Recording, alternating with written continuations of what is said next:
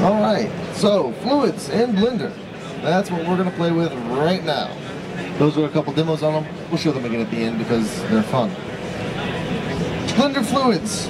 Tons of fun. The easiest and best way to get started is you need a object to start with.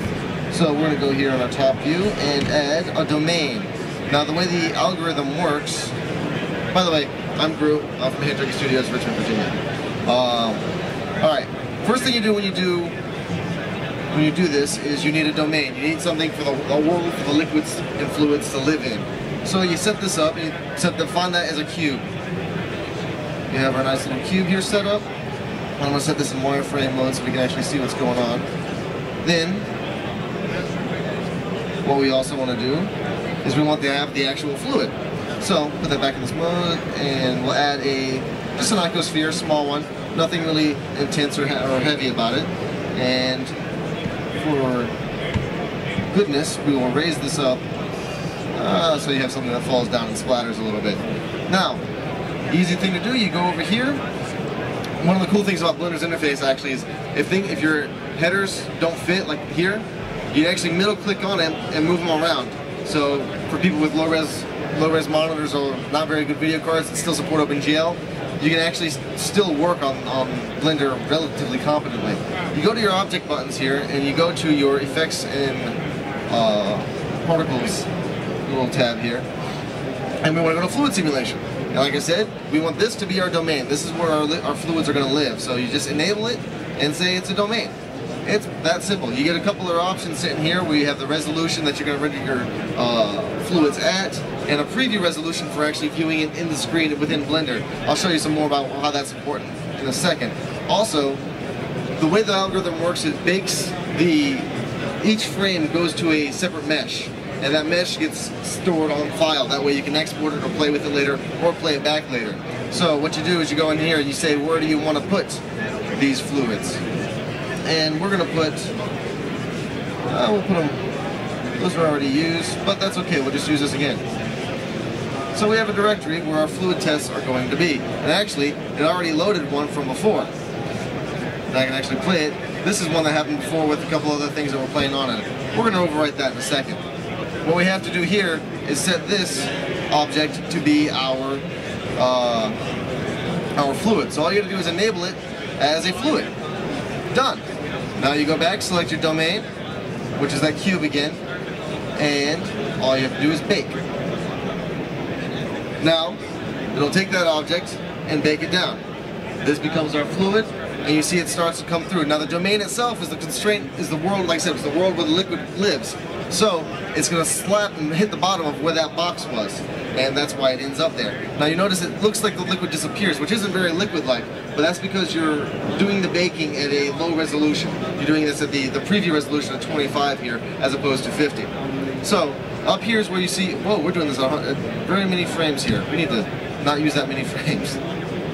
Let's go back up here. What we want to do is change this down to 50 so we're not sitting here waiting all day, because no one likes to wait. Alright, now we're back in here, but the good news is we actually have a fluid that does something, and it falls down and goes splat. And actually it goes splat a little bit early on us, but that's okay. So, let's show this a little bit better. Just for this particular case, I'm going to push this up to the 200 since we got close to there anyway. Now you can see, it comes down, splatters, and it goes back to that. Now, what you can do also, like I said, you can change it to viewing the final view, which automatically you see you have more geometry, and you actually see a lot more of the fluid hit the ground and actually behave more like fluid really nicely. One thing also about Blender is that when it does this, you can actually rotate the view as it does it, as it's animating in real time, which gives you a good ability to get multiple perspectives without having to stop and start and hit play again every single time. It just keeps on going. That box block going up is because I stopped the simulation before it finished. So it goes down, splatters, and has fun. Now what we can do also, see how it's all jagged and stuff? We don't want that. So simple, it's just like any other mesh in Blender. So you go into edit buttons and you just say set smooth. Now it's a smooth splatter. Isn't that lovely? Now That's all nice and fun, but we want a lot of fluid. We want it to keep on coming in. We don't want it just to come down, splat, and be that. We want to have like a water faucet, just keep pouring into the domain.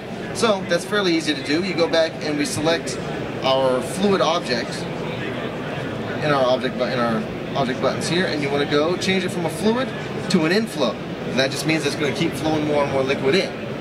Let's go back and set this to 50 so we don't have to wait as long again.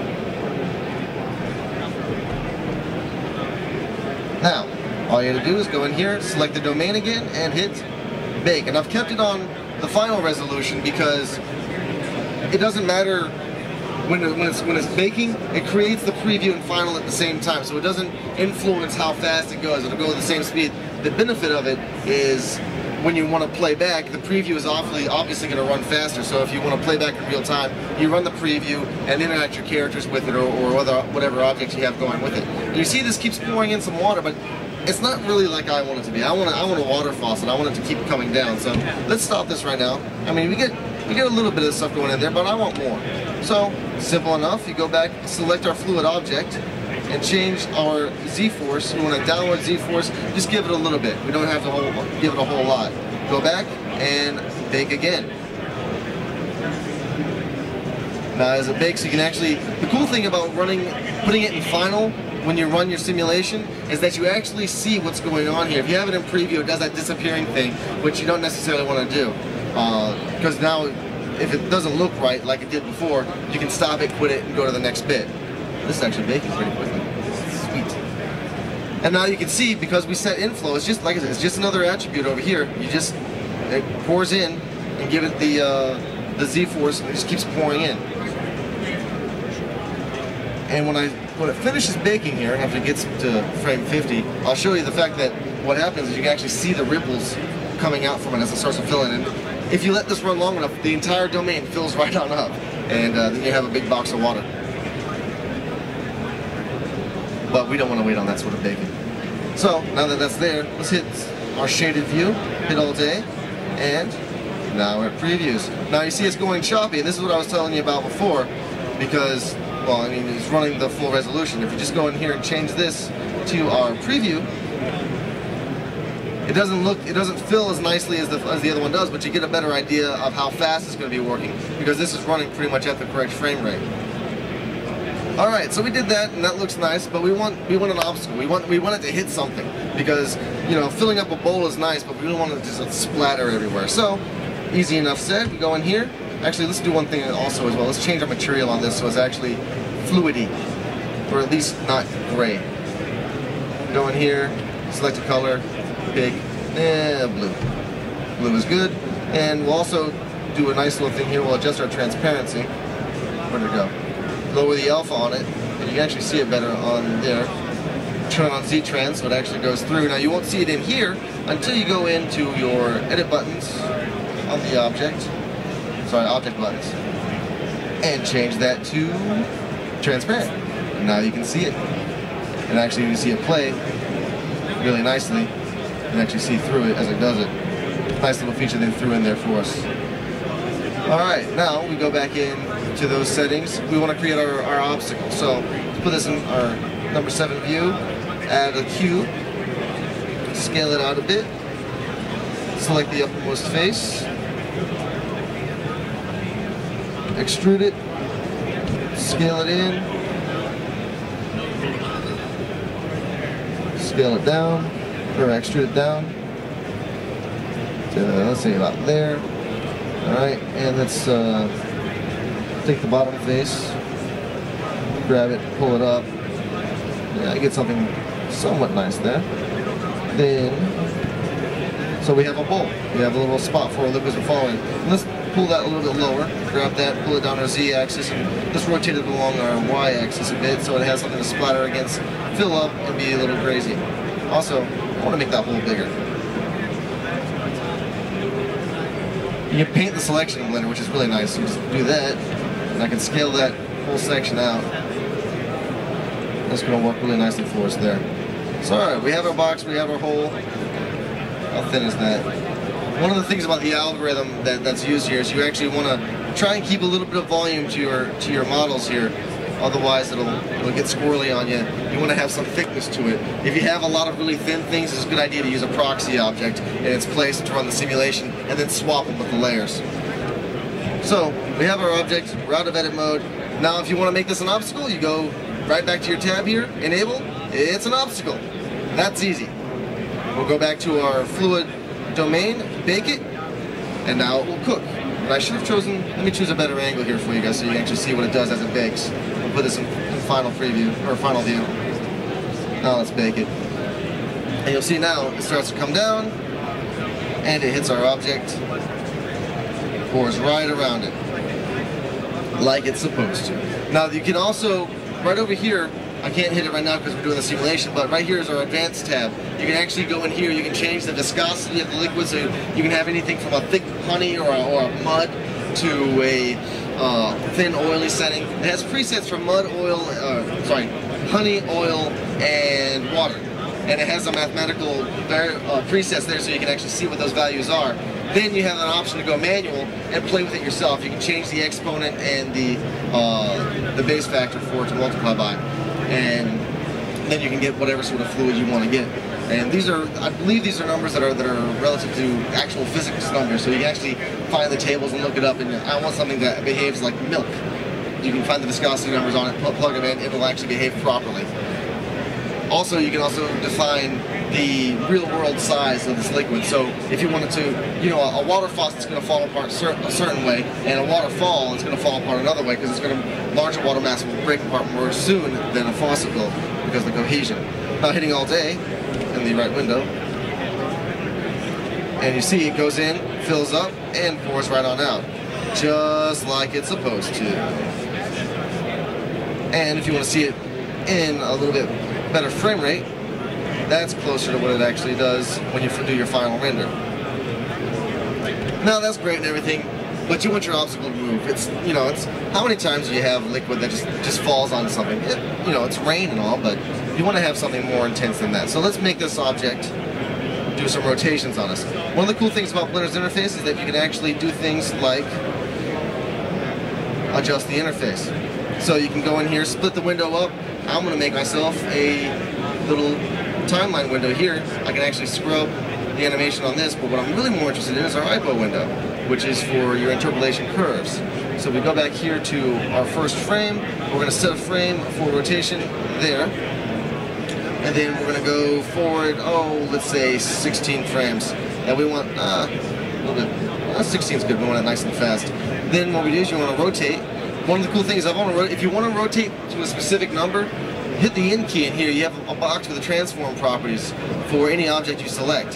What it does is you can actually see the values of the object. You can see right here where I'm placing the location on it. I want this to turn upside down in 16 frames. So I just go in here and I change this to 180 degrees. It turns upside down, and so at frame 16 it'll be upside down. So at that frame, I just hit the rotation keyframe, and you see there we have a nice little curve that shows that movement. Now I want it to keep on spinning. I want it to be like a propeller or a water mill. So what we do is you select that curve, change the curve, extend mode to extrapolation, and now it extends that line all the way out. Now it'll keep spinning over and over and over again. Now you see the water splatting against it. That's the old simulation. That's why it's doing that. If you want it to go with the new action, all you gotta do is select your domain and bake it again. Now, when you start adding more and more objects, obviously, it ends up being more complex, so it takes longer for it to calculate. The things that will cause it to calculate more, inflow will cause it to take more time to calculate, because what it does is it creates more geometry with every single calculation, because it has more things to consider. If I left it as a simple fluid object, it would actually calculate a lot faster. Also, obstacles make it more time to calculate, as well as moving obstacles obviously take more time. But actually, we're at frame 11 here, so it's not going so bad for us. Yesterday, the machine was going pretty slowly. This machine, of all the machines that are running here, this machine's actually the slowest, which probably wasn't the smartest of ideas here, but actually, it's pretty good for a real-world example of what's going on. So as this renders, or as it bakes, you can see that it's actually throwing it right out. And I think what happened here is I made my obstacle so that by the time this thing fills up, it's going to throw the water back around when it gets to the top. So it should be pretty interesting to look at. And you see it's flinging it. And also, we're viewing this in preview, so you're only getting a slight impression of what it's actually doing here. One of the other things about the simulation that is in here is that since it's a simulation, you're not going to get, if you want to rebake something, it's not going to look exactly the same as the one before. So you have to bear that in mind when you're doing your final renders. If you have a splatter that ends up right where you want it to be, it's probably not going to be there if you rebake it. Because it's a simulation based on real world and it has to go with that. Also, the individual meshes are non-editable at this point. However, the cool thing about it is, with the addition of the ability to include moving obstacles, we also can move the inflow, which is a really cool feature I just found out about yesterday. I was starting to play with it. It was excellent.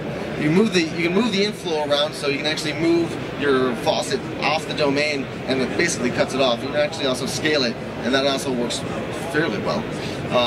Haven't played with that one enough yet. And as it starts to fill up here, you can actually see it's really causing nice little turbulence things going on in here. I'm going to let this bake a little bit longer.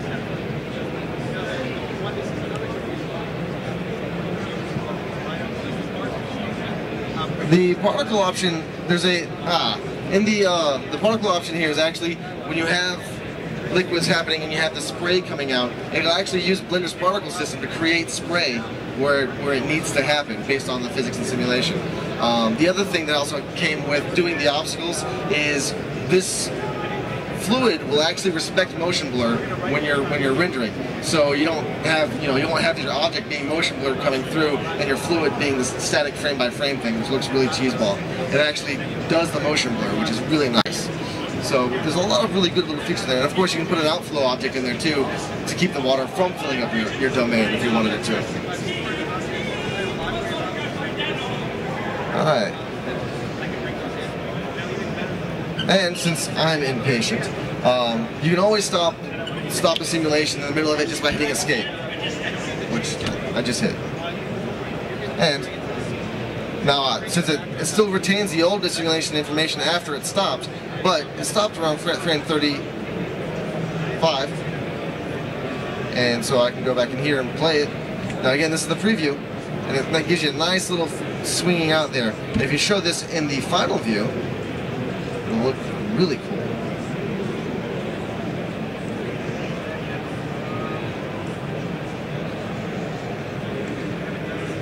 Splash. And of course you see it pick up, and this object doesn't have to be, as you notice, the object doesn't have to be within the constraints of the domain. If you look at it on the side here, it actually leaves the domain, but the calculation, the algorithm still respects the fact that it's there and interacting within the domain, and so it understands that for us, which is nice. Put this in perspective mode so it actually looks a little bit cooler. Oops, there we go.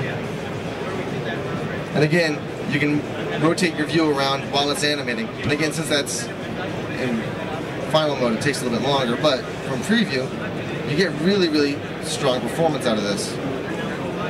And of course, you can zoom in and zoom out while it's doing that. Alright, so that's basically how you do it. What are some results of this? Well, I'm glad you asked. You can actually see it. We have VLC sitting here.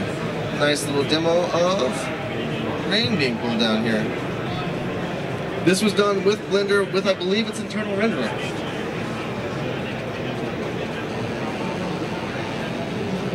That looks cool. This was also done in Blender. This probably took a fair amount of time to calculate. But you can see the splashes coming off from the particle system there. The other one we have in here is, where's the bullet? This should be a good example. We have a moving physics, and a dropping object, and you'll be able to see that it will respect motion blur, as it did in the other ones.